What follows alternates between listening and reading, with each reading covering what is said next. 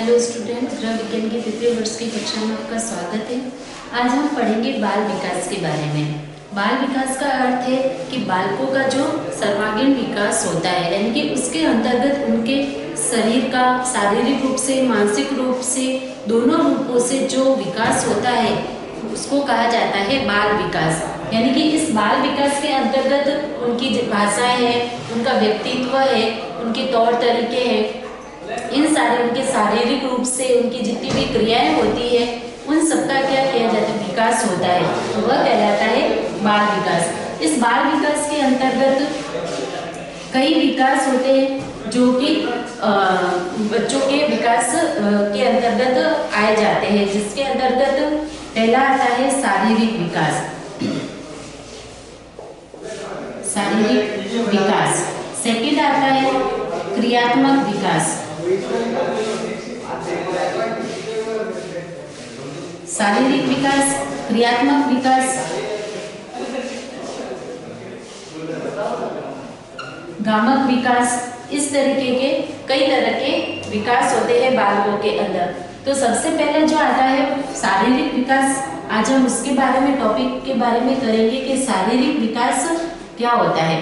शारीरिक विकास वह विकास है जिसके अंतर्गत शरीर के सभी अंगों का, मांसपेशियों का, उनकी क्रियाओं का, सबका सर्वांगीण विकास होता है, वह कहलाता है शारीरिक विकास। यानी कि पूर्ण रूप से शरीर के जितनी भी क्रियाएं होती है शरीर के अंगों के द्वारा, उन सारे शरीर के अंगों का विकास होता है, जिसके अंतर्गत मांसपेशियां, ऊतक के हमारे वह सारे इंक्लूड होते हैं। शारीरिक विकास मुख्य रूप से लंबाई में, वजन और दांतों का निकलना, ये तीन तरह के जो विकास होते हैं वह आते हैं हमारे शारीरिक विकास के अंतर्गत। यानी कि लंबाई के रूप में जो हमारे शरीर का विकास होता है, वह वजन के रूप में, यानी कि वेट के रूप में जो हमारे शरीर का, यानी कि जो हमारे शरीर का भार होता है। फिर आता है दांतों का विकास, यानी कि दांत जो निकलते हैं उनका विकास किस तरीके से होता है। लंबाई का जो विकास होता है, यानी कि शरीर की लंबाई जब शिशु गर्भावस्था में होता है तभी उसकी लंबाई का है, उसके वजन का है, विकास होना शुरू हो जाता है। यानी कि जो लंबाई है शिशु की, बच्चे की जो लंबाई होती है वह गर्भावस्था के साथ साथ जब गर्भावस्था से शिशु बाहर आता है, जन्म लेता है, तो उसके बाद भी उसके लंबाई पर लंबाई का जो विकास होता है उस पर इफेक्ट पड़ता है। अब ये जो शारीरिक विकास जो होता है उस पर दो कारण जो होते हैं वह इफेक्टिव होते हैं। एक तो वातावरणीय कारण और दूसरा आनुवंशिक कारण। ये दो कारण होते हैं, यानी कि वातावरण और आनुवंशिक जो गुण होते हैं, इन दोनों का इफेक्ट शारीरिक विकास यानी कि बाल विकास जो होता है, बालकों का जो विकास होता है, उन पर ये जो दो कारण होते हैं वह मुख्य रूप से इफेक्टिव होते हैं। यानी कि वातावरण और आनुवंशिक गुणों के कारण हमेशा बच्चों में भिन्नताएं दिखाई देती है और इन कारणों से बच्चों का जो विकास है वह इफेक्टिव होता है। तो लंबाई जो है वह शिशु की गर्भावस्था के समय और लगभग 19 या 20 इंच की होती है लंबाई। लेकिन जब बच्चा जैसे जन्म लेने के बाद जैसे जैसे वृद्धि करता है तो कई वातावरणीय कारण ऐसे होते हैं, जैसे कि वातावरण यानी कि खान पान है हमारा, ठीक है, हमारे आसपास का जो वातावरण है उसके कारण भी उनकी लंबाई इफेक्टिव होती है। और आता है दूसरा आनुवंशिक गुण, यानी कि उसके माता पिता है, घर के जो बड़े सदस्य होते हैं, पैतृक जो होते हैं, यानी कि पितृ जो होते हैं उनके, वह क्या होते हैं, उस गुणों के कारण उनमें भी वह गुण समाहित हो जाता है। यानी कि अगर उनके माता पिता बोने होंगे तो उनका बच्चा भी क्या होगा, बोने, यानी कि उनकी हाइट क्या होगी, लंबाई कम होगी। अगर उनके माता पिता लंबे हैं तो उनका बच्चा भी क्या होता है, लंबा होता है, यानी कि उसकी लंबाई अत्यधिक होती है। तो इस तरीके से आनुवंशिक गुण और वातावरणीय गुण जो है वह इफेक्टिव करते हैं। फिर आता है वजन। वजन यानी कि वेट, शिशु का जो वेट होता है उस पर भी ये दोनों कारण इफेक्टिव करते हैं। जैसे कि वजन के रूप में अगर हम देखें तो आर्थिक स्थिति अगर किसी की सही नहीं होती है तो उसका खान पान अच्छा नहीं होता, तो माता गर्भवती स्त्री को भोजन जो है वह पौष्टिक भोजन नहीं मिल पाता, जिसके कारण कि उसकी लंबाई और उसका वजन दोनों इफेक्टिव करते हैं।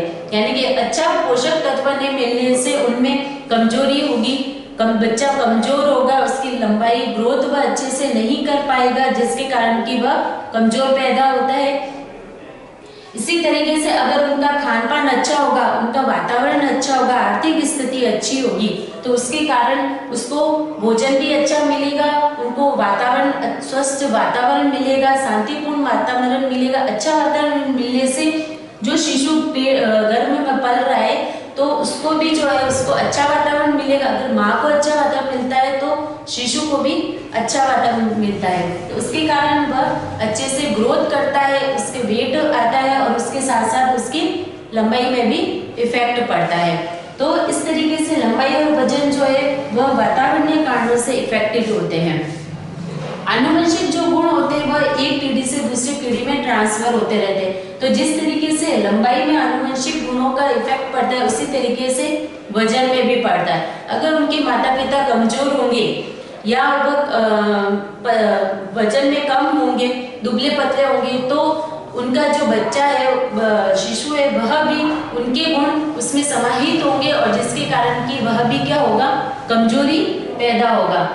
तो इस तरीके से कई बार वातावरण दोनों गुण भी इफेक्टिव करते हैं, कई बार इन दोनों में से एक गुण जो होता है वह इन चीजों पे इफेक्टिव करता है। फिर आता है दांतों का निकलना। दांतों का निकलना, शिशु जब जन्म लेता है तब उस समय दांत नहीं निकलते हैं, लेकिन इनमें मसूड़ों का जो है वह विकास होता है। यानी कि बचपन में शिशु जब जन्म लेता है उस समय मसूड़े क्या होते हैं, कमजोर होते हैं। कमजोर होने के साथ जैसे जैसे बच्चे कुछ महीने का हो जाता है तो उसके बाद जो मसूड़े हैं वह क्या हो जाते हैं, कठोर हो जाते हैं, यानी कि मजबूत हो जाते हैं, कठोर और मजबूत हो जाते हैं। लेकिन यह जब कमजोर कब होंगे, जब बच्चा जन्मा है और ये कुछ महीनों के बाद, कुछ महीनों के बाद बच्चों के जो मसूड़े होते हैं वह क्या हो जाते हैं, कठोर होने लग जाते हैं। यानी कि उनमें दांतों के आने की शुरुआत, यानी कि दांतों का विकास होने की शुरुआत हो जाती है। तो लगभग बच्चा जैसे कि 9 महीने का हो जाता है या साल भर का बच्चा हो जाता है, उसके बाद उनमें दांतों का विकास होना शुरू हो जाता है। जो दांत होते हैं वह भी 2 प्रकार के दांत निकलते हैं, एक तो दूध के दांत और एक मजबूत दांत। यानी कि जो एक दांत जो होते हैं वह 2 तरह के जो दांत होते हैं उसमें से एक तो होते हैं दूध के दांत जो कि बचपन में होते हैं और अस्थायी रूप से होते हैं, लेकिन दूसरे होते हैं स्थायी दांत जो कि दूध के दांत के टूटने के बाद उनका विकास होता है। तो 2 तरह के दांत होते हैं, अस्थायी दांत और सेकंड आता है स्थायी दांत। अस्थायी दांत जो होते हैं वह उनको दूध के दांत भी कहा जाता है और ये होते हैं दूध के दांतों के बाद के जो दांत होते हैं वह स्थायी दांत होते हैं, जो कि हमारे मरण पर्यंत तक चलते हैं।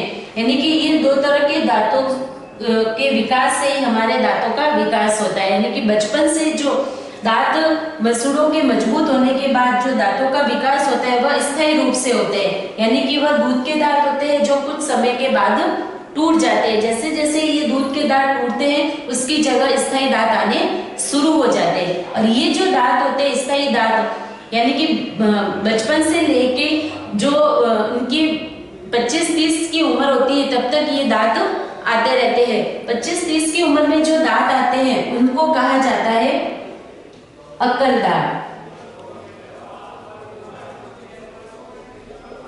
अक्कल दांत कहा जाता है, जो कि ज्यादा उम्र 25 के बाद भी आ सकते हैं। जब तक ये अक्कल दांत नहीं आती है जब तक दांतों का ये टूटना और आना चलता रहता है। तो इस तरीके से दांतों का विकास होता है। इनकी जो उम्र होती है, जैसे कि जो लंबाई है वह भी बचपन में जो लंबाई होती है उसके बाद कुछ समय बाद बच्चों की लंबाई, यानी कि जब बच्चे 11-12 साल के होते हैं तब उनकी लंबाई लगभग रुक सी जाती है।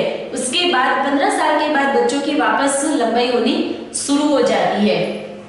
वजन में भी यही है कि वजन जो है वह भी, बच्चों का जो वजन है वह भी कुछ समय, जैसे कि बच्चों का जन्म के समय वजन अत्यधिक होता है, लेकिन जैसे जैसे उनमें क्रियाएं करना वह शुरू करता है, जैसे हाथ पैर हिलाना है, चलना है, घुटनों के बल चलना है, खिसकना है, उन क्रियाओं के द्वारा, यानी कि जो उनमें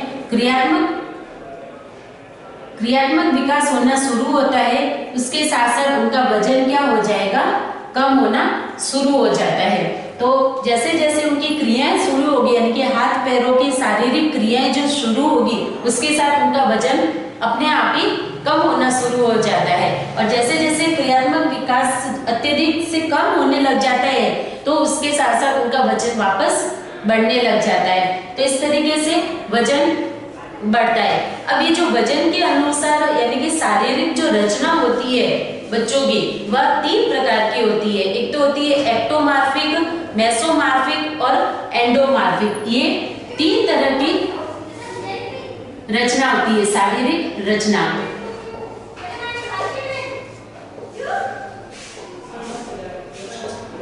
मेसोमार्फिक, एंडोमार्फिक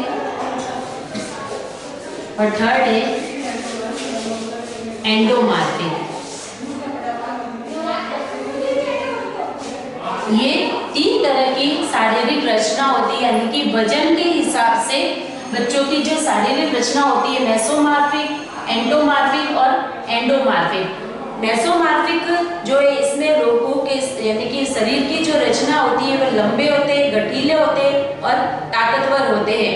इनकी जो मांसपेशियां होती है वह लंबी और शक्तिशाली होती है। मांसपेशियां लंबी और शक्तिशाली होगी, ठीक है। फिर आता है एक्टोमार्फिक। एक्टोमार्फिक जो है इसमें जो शारीरिक रचना होती है वह दुबली पतली होती है, यानी कि जो मांसपेशियां होती है वह कैसे होती है, दुबली पतली, यानी कि जो शारीरिक रचना होगी, यानी कि जो शिशु का शरीर होगा वह दुबला पतला होता है, जिसमें कि मांसपेशियां लंबी, पतली और शक्तिहीन होती है। फिर आता है एंडोमार्फिक। एंडोमार्फिक के जो बच्चे होते हैं, यानी कि इसमें शरीर की जो रचना होती है वह होती है गठीली, गोल मटोल, यानी कि हेल्थी, जिसमें कि वसा अत्यधिक होती है। इसमें बच्चे कमजोर होंगे, ये मोटापा होगा, मोटे होंगे, यानी कि उनमें वसा जो है, वसा की मात्रा अधिक होगी। एंडोमार्फिक, यानी कि ये 3 संरचना होती है जो शरीर की रचना होती है, किसके हिसाब से, वजन के अकॉर्डिंग, वजन के अनुसार शरीर की रचना ये 3 तरह की होती है। तो इस तरीके से शरीर का जो वजन है वह पता चलता है, यानी कि इन 3 सिचुएशंस में शरीर की रचना की गई है वजन के हिसाब से। तो ये थे शारीरिक विकास के अंतर्गत, यानी कि शरीर का जो विकास होता है, जो शारीरिक जो विकास होता है वह लंबाई के आधार पर, वजन के आधार पर और दांतों का निकलना, इस 3 तरीके से शरीर का विकास होता है। फिर शरीर के विकास के बाद क्रियात्मक विकास आते हैं, गामक विकास आते हैं, जो कि हम अगली नेक्स्ट क्लास में करेंगे इनके बारे में। आज हमने शारीरिक विकास किया है। मेरे हिसाब से आपको ये जो शारीरिक विकास मैंने बताया वो समझ में आया होगा। आज के लिए इतना ही। नेक्स्ट क्लास में हम क्रियात्मक और गामक विकास के बारे में अध्ययन करेंगे। धन्यवाद।